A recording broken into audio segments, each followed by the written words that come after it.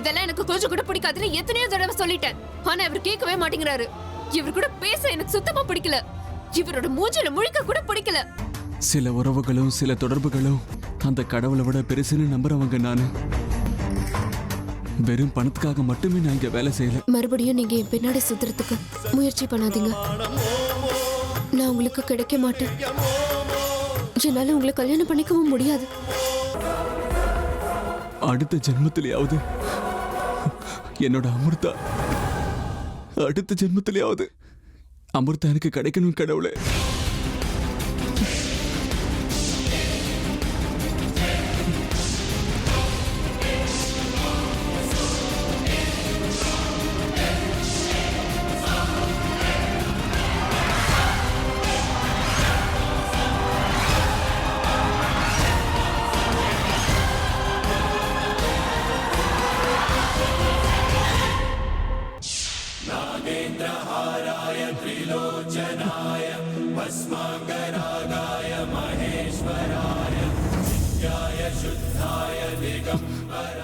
என்னது? என்னால ஒரு அடி கூட முன்னாடி எடுத்து வைக்க முடியல. என்ன நடக்குது? ஏன் என்னால இங்கிருந்து குதிக்க முடியல?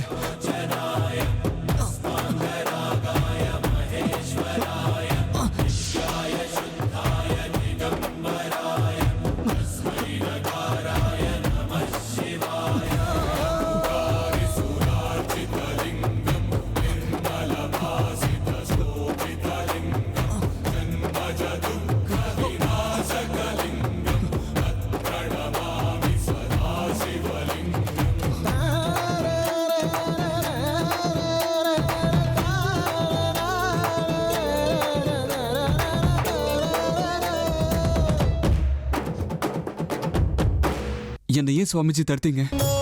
என்னை விட்டுருங்க. நான் சாகணும். எனக்கு கொஞ்சம் கூட வாழ பிடிக்கல. எனக்கு எனக்கு இந்த ஜென்மம் போதும். சாகணுமா? சாவுங்கிறது எல்லாருக்கும் வரும். அதுக்குன்னு தனக்குத்தானே சாவ தேடிக்கிறது தெய்வத்தை மீறின செயல். அது சரி, சாகுற அளவுக்கு உனக்கு என்ன பிரச்சனை? இன்னும் என்ன ஆகணும் சுவாமிஜி? உயிருக்கு உயிரை காதலிச்ச பொண்ணு கிடைக்கலன்னும் போது என்னால எப்படி வாழ முடியும்? என் வாழ்க்கையில அமிர்தா இல்லைன்னா எனக்கு வாழ்க்கையே இல்லை. அதான் தான் சொல்றேன், நான் சாகணும். நீ சொல்றதுல நியாயம் இருக்கு, சரியாதான் சொல்ற. ஆனா நீ இறந்த பிறகு உன்னோட அம்மா அப்பா கதி என்னாகும்? உன்ன மாதிரி ஒரு கோழையை பெத்து வளர்த்துட்டோமேன்னு அவங்களும் உன் வழிக்கே வந்துட்டா? வயசான காலத்துல புள்ள ஆதரவு கொடுப்பாங்கிற ஆசை பெத்தவங்களுக்கு. அது மட்டும் இல்ல, வயசான காலத்துல உண்ணாவிரதம் இருக்கிறாங்க உங்க பாட்டி. தன்னோட பேரனுக்கு எதுவுமே ஆகக்கூடாதுங்கிறதுக்காக எப்பவுமே பூஜை, புனஸ்காரம், பிரார்த்தனை, விரதம்னு உன்னை பாதுகாத்துக்கிட்டு இருக்காங்க. அவங்க அன்புக்கு நீ கொடுக்கிற மரியாதை இதுதானா? அந்த ஆண்டவன் நம்மள மனுஷங்களா படைச்சதே போராடுறதுக்காக. அத முழுசா புரிஞ்சுக்காம, வாழ்க்கையில வர்ற கஷ்டங்களை எதிர்க்காம ஒரு கோளை மாதிரி தற்கொலை பண்ணிக்கிறேன்னு சொல்றியே. உயிர் அப்படிங்கிறது ஆன்மா, ஆன்மாங்கிறது அந்த பரமாத்மா. அந்த பரமேஸ்வரன் கொடுத்த உயிரை நீ சாகடிச்சா அந்த பரமேஸ்வரனுக்கு துரோகம் செஞ்ச மாதிரி தானே? அந்த பரமேஸ்வரனுக்கே துரோகம் செய்யறவன் பாவி தானே? அவனுக்கு கடைசியில நரகம்தான் கதி. எல்லாமே ஆண்டவனுடைய செயல். இந்த பூமியில நடக்கிற ஒவ்வொரு விஷயத்துக்கும் ஒவ்வொரு காரணம் இருக்கும். அது எல்லாத்துக்கும் காரணகர்த்தா அந்த பரமேஸ்வரன். அந்த பரமேஸ்வரனோட விருப்பப்படிதான் எல்லாமே நடக்கும். அந்த பரமேஸ்வரன் ஒவ்வொரு உயிருக்கும் ஒவ்வொரு கடமையை கொடுத்துதான் இந்த பூமிக்கு அனுப்புறான். அவனுடைய உத்தரவுப்படிதான் இன்னைக்கு நான் உன்னை காப்பாத்தி இருக்கேன். இதுக்கு காரணம் ஏதோ ஒரு மகா காரியத்துக்கு உன்னோட தேவை இருக்குன்னு அர்த்தம். ஆனா அது என்னன்னு நீ என்ன கேட்காத. இப்ப நீ செய்ய வேண்டியதெல்லாம் ஒண்ணுதான். உன் வாழ்க்கையில என்ன கிடைக்குதோ அதை அப்படியே ஏத்துக்கணும்.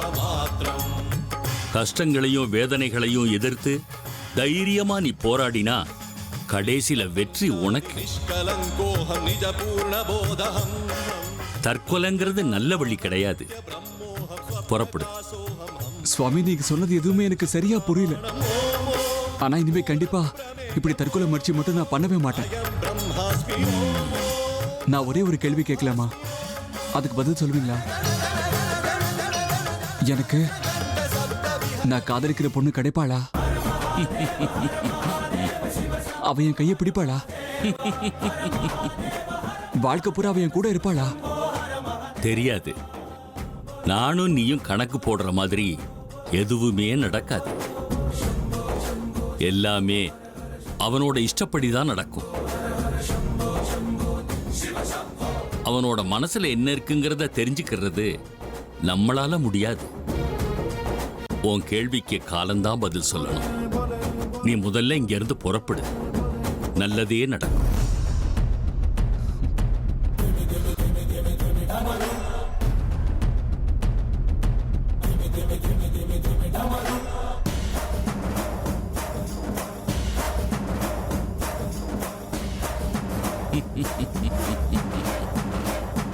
ஏதோ ஒரு மலையில பிறக்கிற நதி தூரத்துல இருக்கிற கடலை போய் சேர்ந்துதான் ஆகணும்.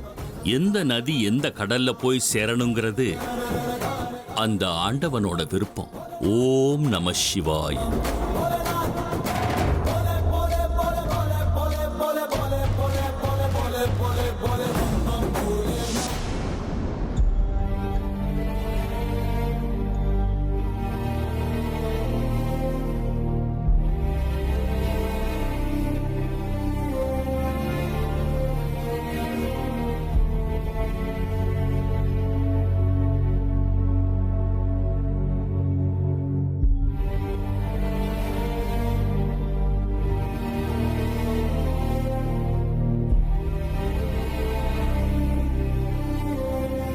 அட, இவன் ஏன் இங்க நடந்து போயிட்டு இருக்கான்? ஏ அர்ஜுன், அர்ஜுன், அர்ஜுன், டே அர்ஜுன், நில்லுடா. என்ன தனியா நடந்து வந்துட்டு இருக்க? ஆமா, உன் காரங்கடா. டேய் நில்லுடா. என்னடா ஆச்சு உனக்கு? விக்ரம் வீட்டுக்கு போய் கேட்டா வேலையை விட்டு நின்னுட்டேன்னு சொல்றாங்க. டேய், என்னடா பிரச்சனை உனக்கு? அமிர்தா அவ மனசு புண்படுற மாதிரி பேசிட்டாளா? சொல்லுடா. இப்படி மௌனமா நின்னா நான் என்னன்னு நினைச்சுக்கிறது? ஆமா, நீ அமிர்தாவை காதலிக்கிற விஷயத்த அவகிட்ட சொன்னியா? அதுக்கு என்ன பதில் சொன்னா? ஒத்துக்கிட்டாலா இல்லையா? சொல்லுடா, பேசுடா. டேய், சொல்ல போறியா இல்லையா?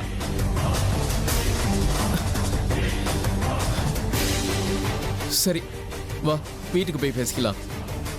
வா.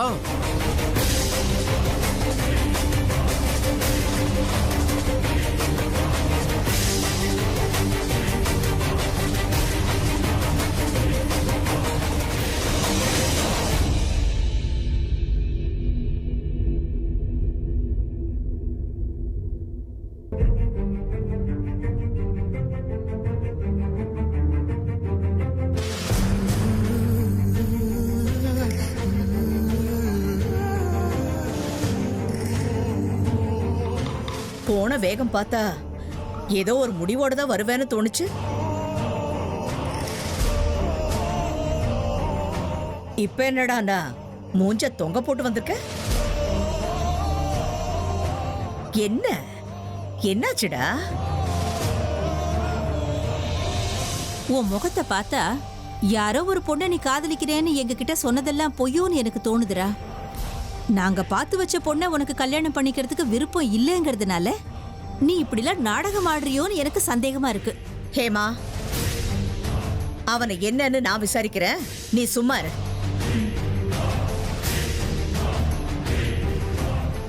அர்ஜுன், பேசுடா. ஏன் அமைதியா நிக்கிற? என்னாச்சு? கர்ணா, என்னடாச்சு இவனுக்கு? ஏன் இப்படி எதையோ பறி கொடுத்த மாதிரி நிக்கிறான்? சொல்லுடா. எனக்கும் எதுவும் தெரியாதுமா. ரோட்ல தனியா நடந்து வந்துகிட்டு இருந்தான். கார் எங்கடான்னு கேட்டேன், எதுவும் சொல்லல. ஏன்டா இப்படி இருக்கன்னு கேட்டேன், அதுக்கும் பதில் சொல்லல. அப்ப இருந்து இப்படிதான் இருக்கான்.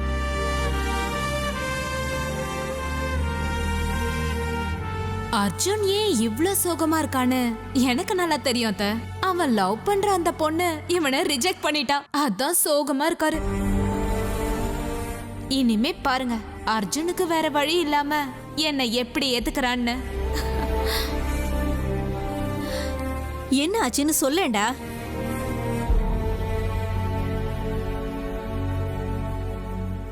இங்க பாரு அர்ஜுன், நீ ஏன் இந்த மாதிரி இருக்க, உனக்கு என்னாச்சுங்கிறது எனக்கு தேவையே இல்லை.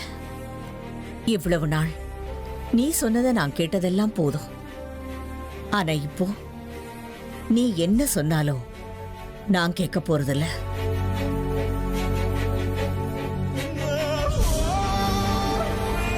நாங்க உனக்காக பார்த்து வச்சிருக்கிற பொண்ணு மயூரிய நீ கல்யாணம் பண்ணிக்க சம்மதிக்கலன்னா இப்பவே கிளம்பி நான் காசி ராமேஸ்வரம் போயிடுவேன்.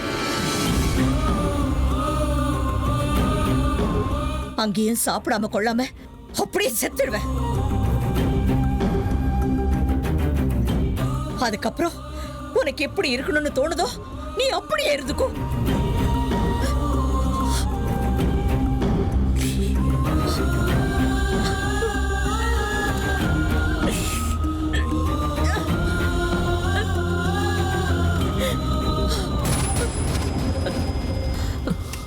டேய் அர்ஜுன், ஏதாவது பேசேன்டா. ஏன் இப்படி அமைதியா இருக்க? நீ இப்படி பேசாம இருந்தா உன் பாட்டி வீட்டை விட்டு வெளியில போயிடுவாங்க. டேய் கரண், நீயாவது அவனுக்கு சொல்லுடா. ஹே அர்ஜுன், ஏன்டா இப்படி இருக்க? பாட்டி சொல்றத கேளண்டா. இப்ப நீ பாட்டி சொன்ன மாதிரி கேட்கலன்னா பாட்டி வீட்டை விட்டு வெளியில போயிருவாங்கடா.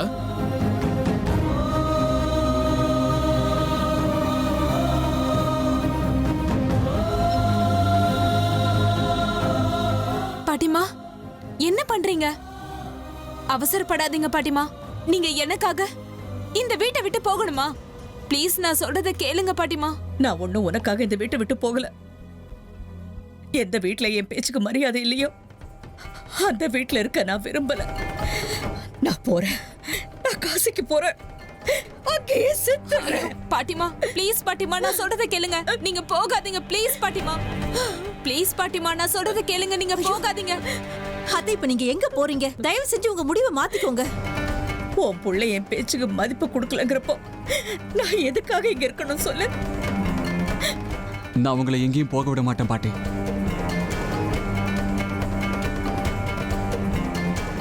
நீ மட்டும் என் பேச்ச கேட்க மாட்டே, நான் ஏன்டா உன் பேச்ச கேட்கணும்? உங்க பேச்சு கேட்க மாட்டேன்னு நான் சொன்னேனா? அப்படின்னா இந்த மயூரிய கல்யாணம் பண்ணிக்கிறதுக்கு நீ சம்மதிக்கிறியா?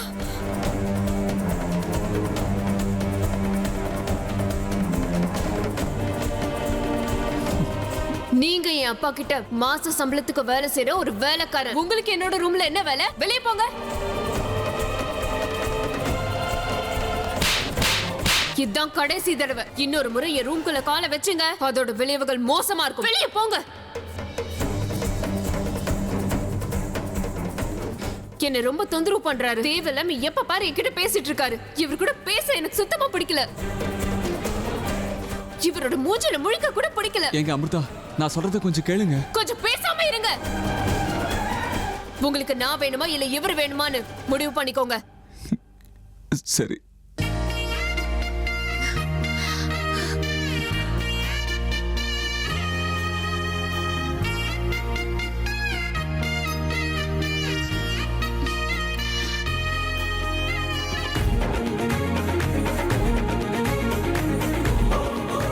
பாத்தியா மயூரி, அர்ஜுன் உன்னை கல்யாணம் பண்ணிக்க ஒரு வழியா சம்மதிச்சிட்டான்.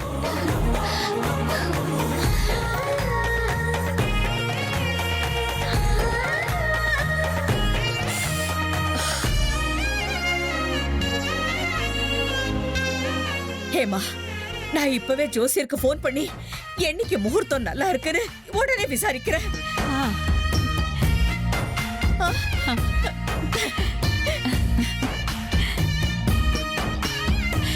இப்ப உனக்கு சந்தோஷமா மயூரி?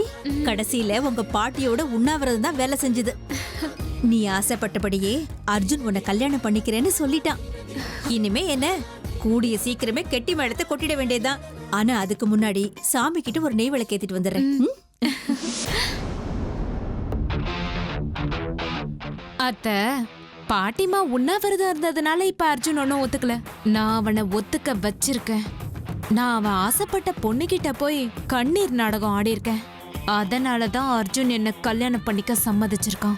ஒருவேளை அந்த அமிர்தா எனக்கு வேற மாதிரி பதில் சொல்லியிருந்தா, அவ இந்த வீட்டுக்கு என்ட்ரி கொடுத்த நிமிஷமே விஷத்தை கொடுத்து அவளை சாகடிச்சிருப்பேன்.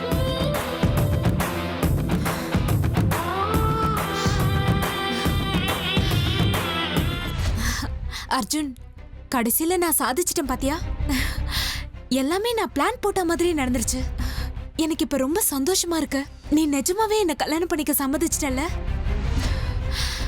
ஐ லவ் யூ அர்ஜுன். நான் உன்னை எவ்வளவு காதலிக்கிறேன் தெரியுமா? ஆனா நீ என்ன காதலிக்காம யாரோ ஒரு பொண்ணை காதலிக்கிறேன்னு சொன்ன உடனே நீ எனக்கு கிடைக்க மாட்டேன்னு நான் பயந்தே போயிட்டேன். ஆனா ஆனா அப்படி நடக்கல. கடைசியில நீ எனக்கே கிடைச்சிட்ட. I love you so much Arjun.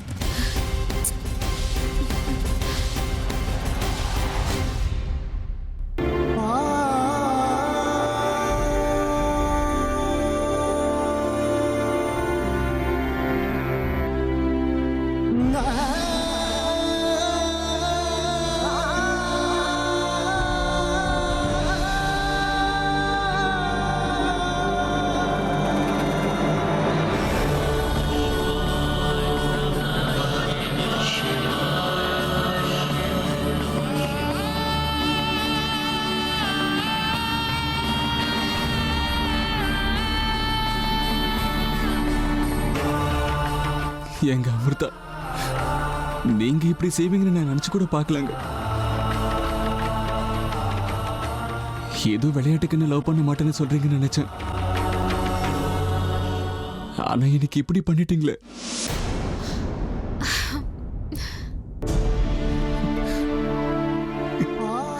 எங்க அமிர்தா, எனக்கு ரொம்ப பயமா இருக்குங்க. நீங்க என்னை விட்டு தூரமா போயிடுவீங்களோன்னு பயமா இருக்கு. இதுக்கு மேல என் வாழ்க்கைய அந்த ஆண்டவன் இஷ்டப்படியே அவன் நடத்தட்டும்.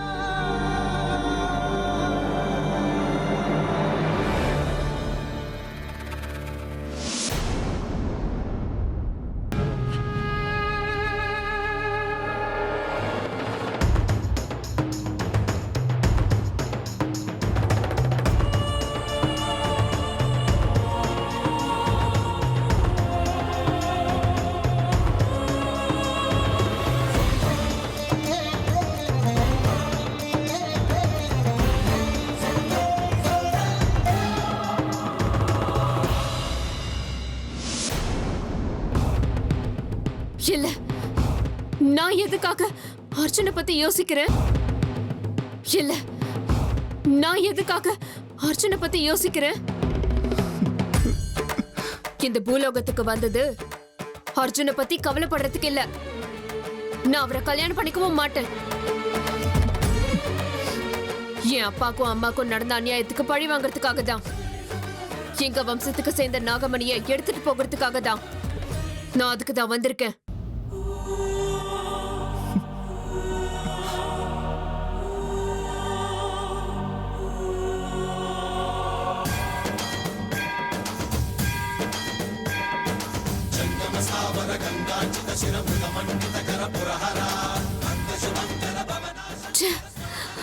நான் தப்பு பண்ணிட்டேன்.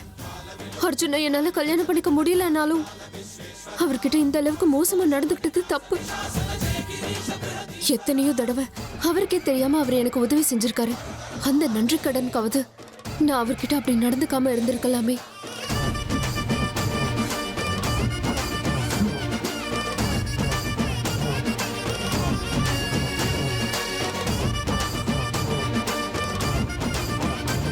இல்ல, நான் அப்படி செஞ்சதுதான் சரி. நான் அவர்கிட்ட இந்த மாதிரி பேசலனா அர்ஜுன் வாழ்க்கை பூரா என் பின்னாடி சுத்தி என்ன கல்யாணம் பண்ணிக்கோன்னு எனக்கு தொல்லை கொடுத்திருப்பாரு.